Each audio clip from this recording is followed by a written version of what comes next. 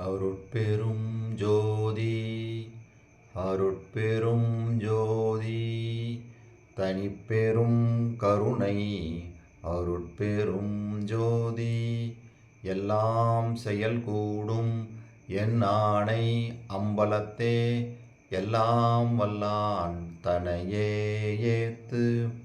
ஓம் ஸ்ரீ ராமலிங்காபயம். ஓம் ஸ்ரீ ராமலிங்காபயம். ஓம் ஸ்ரீ ராமலிங்காபயம்.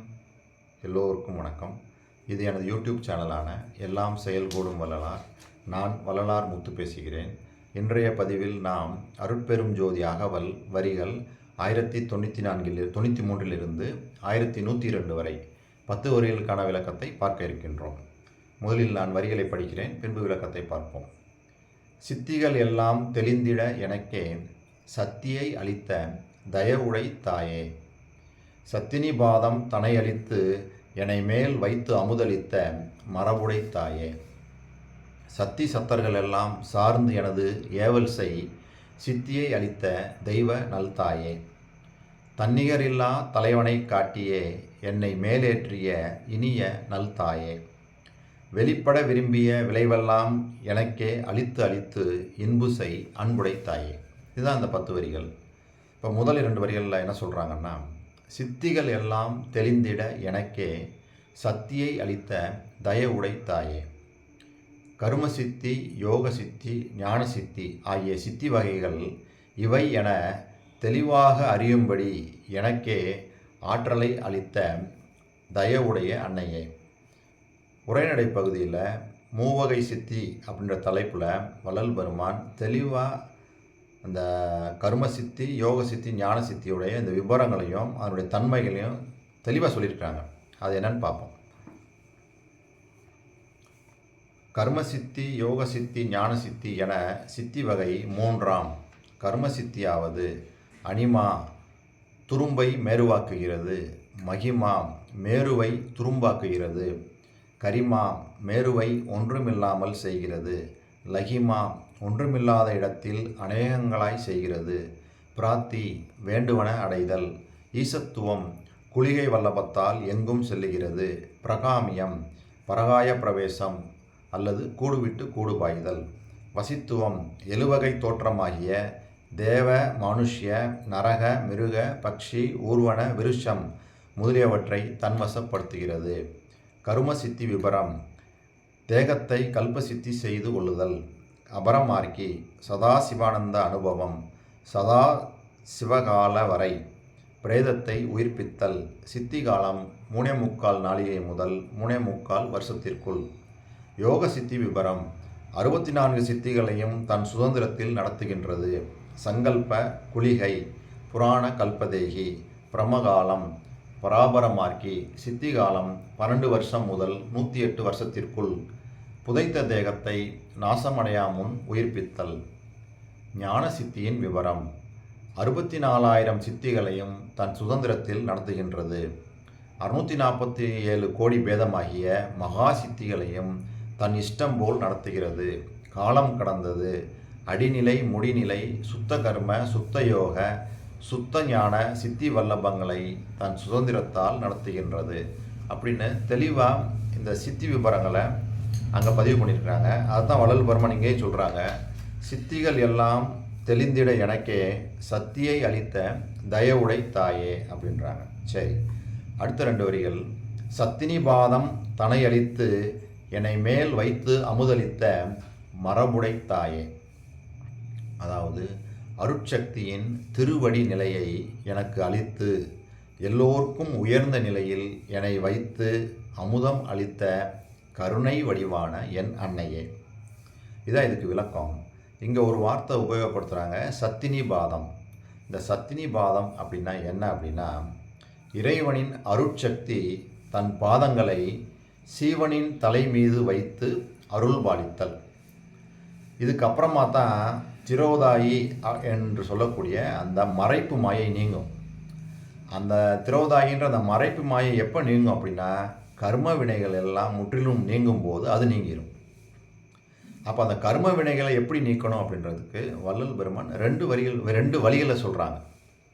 முதல் வழி அதையெல்லாம் அனுபவித்து கழிக்கிறது. இரண்டாவது வழி பரசிவகாருண்யம் என்று சொல்லக்கூடிய பசி தவிர்த்தல், கொலை தவிர்த்தல். அதன் மூலமாகவும் அதை தீர்த்து கொள்ளலாம். நம்ம 2 வழியே சூஸ் பண்ணுறது நம்மளுடைய விருப்பம். அதாவது இப்போ நம்மளுக்கு ஏற்படக்கூடிய இந்த சுக துர்க்கங்கள், கஷ்டங்கள், நஷ்டங்கள் எல்லாமே அதாவது நம்ம மகிழ்ச்சி, சந்தோஷமாக இருக்கிறது, சோகமாக இருக்கிறது, உயர்வு, தாழ்வு, ஆரோக்கியமாக இருக்கிறது, நோய்வாய்ப்படுறது, இது எல்லாமே முன்னாடி பிறவியில் நம்ம செய்த அந்த வினைகளுடைய பாதிப்பு தான் இந்த பிறவியில் தொடருது. அதே சமயத்தில் இந்த பிறவியில் நம்ம செய்யக்கூடிய செயல்களும் சேர்ந்துடும், இந்த வினைகளும் சேர்ந்துடும். அப்போ இந்த பிறவிகளையும் நம்ம எந்த விதமான தவறுகளையோ, எந்த விதமான அடுத்தவங்களுக்கு துன்பம் தரக்கூடிய எந்த செயல்களையும் செய்யாமல் வினைகளை பெருக்கக்கூடாது. ஏற்கனவே செஞ்ச அந்த துன்பங்களுடைய பாவ மூட்டைகள் தான் நம்ம இப்போ இந்த பிறவியில் நம்மளை துன்புறுத்துது. இதையெல்லாம் நம்ம உணர்ந்து, இதையெல்லாம் கடவுள் நமக்கு கொடுக்கக்கூடிய அருட்கொடை அப்படின்னு ஒவ்வொரு நாளும் அந்த வினைகளை எல்லாம் அனுபவித்து கழிச்சிடணும். இது ஒரு வகை.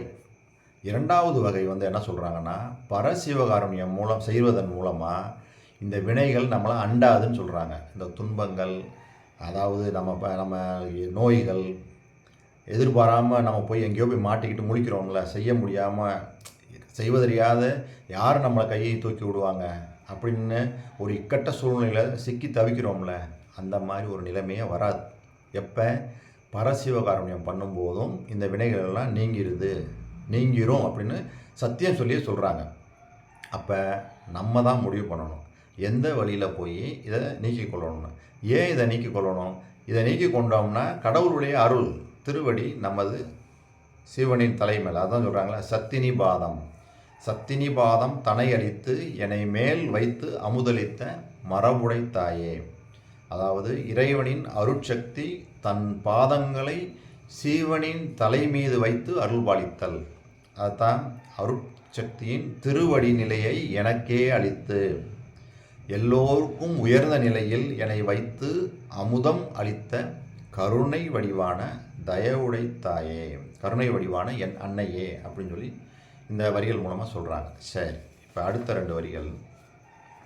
சத்தி சத்தர்கள் எல்லாம் சார்ந்து எனது ஏவல் செய் சித்தியை அளித்த தெய்வ நல்தாயே.